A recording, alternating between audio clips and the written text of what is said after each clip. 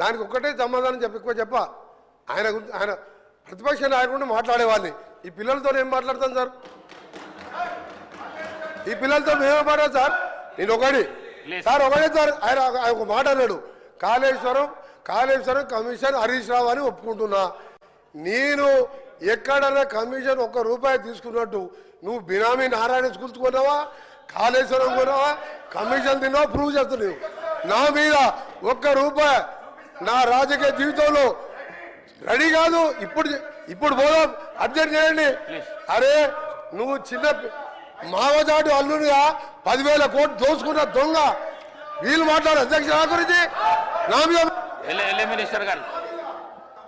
Speaker sir నాది ఒక్కటే request మీది దయచేసి మీరు ఇక్కడ రూలింగ్ ఇస్తేనే సభ రికార్డు నుంచి తొలగిస్తున్నామంటే అది టీవీలో పేపర్లలో టెలికాస్ట్ కాదు అదర్వైజ్ ఇబ్బంది అవుతుంది ఇంకొక చిన్న సబ్మిషన్ సార్ మనం నార్మల్ గా రోడ్ల మీద డ్రంక్ అండ్ డ్రైవ్ టెస్ట్ చేస్తాము ఇప్పుడు అసెంబ్లీలో కూడా బయట డ్రంక్ అండ్ డ్రైవ్ టెస్ట్ చేయాల్సిన అవసరం కనబడతా ఉంది కొంతమంది సభ్యులు పొద్దున్నే బాగా డ్రంక్ చేసి సభలోకి రావడం వల్ల వాళ్ళు ఏం మాట్లాడుతుందో సోయి లేకుండా మాట్లాడే పరిస్థితి వచ్చింది అందుకే అధ్యక్ష మా వెంకటరెడ్డి గారు ఒక మాట చెప్పారు వారికి హాఫ్ నాలెడ్జ్ అని వారికేమో హాఫ్ నాలెడ్జ్ పెద్దానికేమో ఫుల్ నాలెడ్జ్ ఇక మేము ఏం చేస్తాం అధ్యక్ష కాబట్టి అందుకే సభలో వాస్తవాలు మాట్లాడితే బాగుంటుంది అధ్యక్ష కూర్చో నువ్వు కూర్చో మంత్రి గారు గౌరవ పొంగులేటి శ్రీనివాసరెడ్డి గారు నువ్వు కూర్చో అన్న అధ్యక్ష ఏదైతే బాగా అనుభవజ్ఞులు చాలా సీనియర్ మోస్ట్ మాజీ మంత్రివర్యులు హరీష్ రావు గారు ఇంతకు ముందు మాట్లాడిన వర్డ్ చాలా బాధాకరమైంది సభకే కాదు సమాజం తలదించుకునే పదం వాడటం జరిగింది ఇది సభలో అంటే మీరు ఒక పక్క కౌంటర్ చేసుకుంటూ ఏదో ఒక సందర్భంలో మా గౌరవ ముఖ్యమంత్రి గారు ఏదో ఎవరిని కోడ్ చేయకుండా వాళ్ళు ఈ బాటిల్స్ అనే సబ్జెక్టు మాట్లాడిన దానికే మీరు గుంజుకున్న వ్యక్తిగతంగా వ్యక్తులని పాయింట్అవుట్ చేస్తూ అనుభవం ఉన్న మీరు ఏదైతే మీరు మాట్లాడారో ఇది చాలా అభ్యంతరకరమైన పదం తప్పకుండా ఇది మీరు కాదు మేము మాట్లాడినా వ్యక్తిగతంగా ఇట్లా తప్పు ఇక్కడ దీనికి సభా సాక్ష్యంగా మీరు క్షమాపణ చెప్పాలని డిమాండ్ చేస్తున్నాను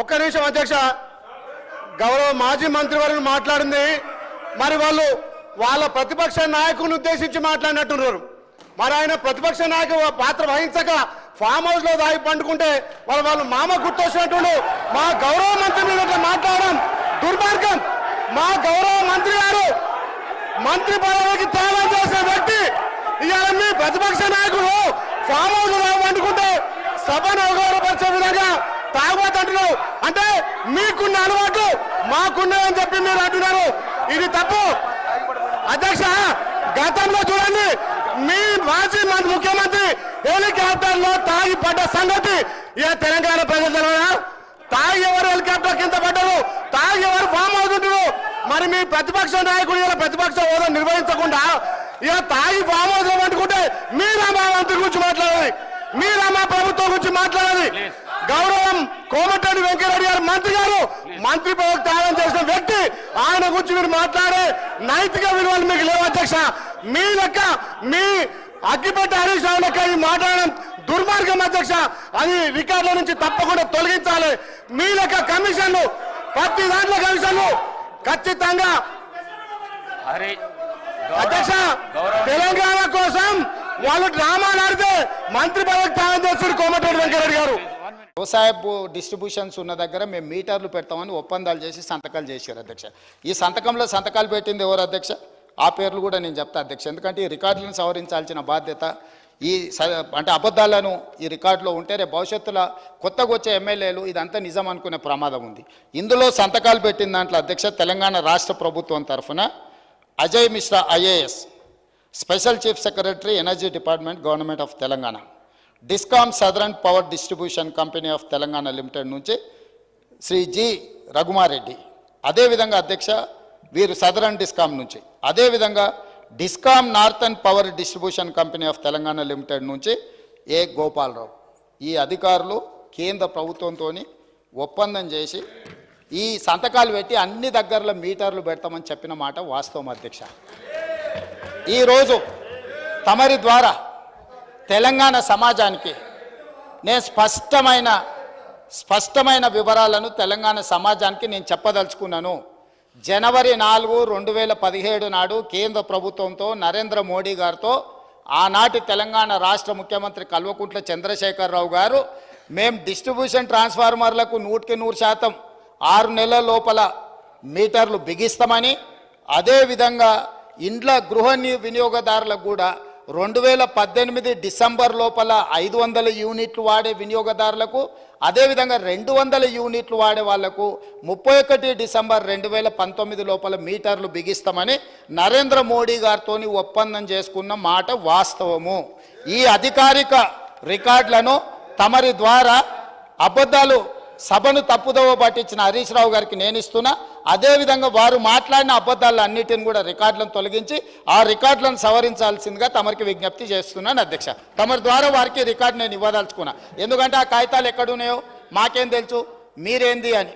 అందుకే అధ్యక్ష మా వెంకటరెడ్డి గారు ఒక మాట చెప్పారు, వారికి హాఫ్ నాలెడ్జ్ అని. వారికేమో హాఫ్ నాలెడ్జు, పెద్దానికేమో ఫుల్ నాలెడ్జు. ఇక మేము ఏం చేస్తాం అధ్యక్ష? కాబట్టి అందుకే సభలో వాస్తవాలు మాట్లాడితే బాగుంటుంది అధ్యక్ష. అది పంపించండి అధ్యక్ష. సరే, అది నేను చూసి దాని మీద స్పందిస్తా అధ్యక్ష. ప్రజలకైతే తెలుసు కదా అధ్యక్ష, ఈ రాష్ట్రంలో ఏ వ్యవసాయ బావి దగ్గరనైనా ఏ రైతు కన్నా మా ప్రభుత్వం మీటర్ పెట్టిందా అధ్యక్ష? మీటర్లు పెట్టినామా అధ్యక్ష? ఇవాళ ముఖ్యమంత్రి గారు నిజంగా మేము 30,000 కోట్ల అప్పు తెచ్చే అవకాశం ఉన్నా తేలేదు అని నేను చెప్పాను. 30,000 కోట్ల అప్పు మేము తెచ్చామా 0.5 FRBM చెప్పమనండి. We have not taken any single rupee on electricity reforms. ఇదే విషయం నేను చెప్పినా, దానికి నేను కట్టుబడి ఉన్నా. ఆ పేపర్ పంపండి, చదివి రేపు నేను సభలో డీటెయిల్గా దానికి సమాధానం చెప్తాను అధ్యక్ష. అధ్యక్ష, ముఖ్యంగా బీసీల విషయంలో ఈ ప్రభుత్వం ఆనాడు కామారెడ్డి డిక్లరేషన్లో 1,00,000 కోట్ల రూపాయలు బీసీలకు ఖర్చు పెట్టాం 5 ఏళ్లలో అని చెప్పారు. అంటే 1,00,000 కోట్లు అంటే సంవత్సరానికి 20,000 కోట్లు బడ్జెట్లో పెట్టాలి. కానీ గౌరవనీయులు ఆర్థిక శాఖ మంత్రి గారు ఈ బడ్జెట్లో కేవలం 9,000 కోట్లు మాత్రమే పెట్టారు. అది ఎట్లా ఖర్చు పెట్టారు, మరి ఆ 1,00,000 కోట్లు ఎట్లా నింపుతారో కూడా వారు చెప్పాలి అధ్యక్ష. అధ్యక్ష, ముఖ్యంగా చేనేత కార్మికులు, నేను పేదల గురించి, బీసీల గురించి మాట్లాడుతున్నా, దళితుల గురించి, మైనార్టీల గురించి. అధ్యక్ష, మీరు అధికారంలోకి వచ్చిన తర్వాత చేనేత కార్మికుల నోటికాడ బుక్ ఎత్తగొట్టారు. 14 మంది చేనేత కార్మికులు ఆత్మహత్య చేసుకున్నారు. దయచేసి రివ్యూ చేయండి, చేనేత కార్మికులకు ఆర్డర్లు ఇవ్వండి, వాళ్ళ బకాయిలు ఇవ్వండి, వాళ్ళ ఆత్మహత్యల్ని నివారించాలని మీ ద్వారా ప్రభుత్వాన్ని నేను కోరుతా ఉన్నాను. ఎందుకంటే వాళ్ళు రోడ్లెక్కి ధర్నాలు చేస్తున్నారు, బంద్ కాలిస్తున్నారు. తొందరగా నిర్ణయం తీసుకోండి అధ్యక్ష.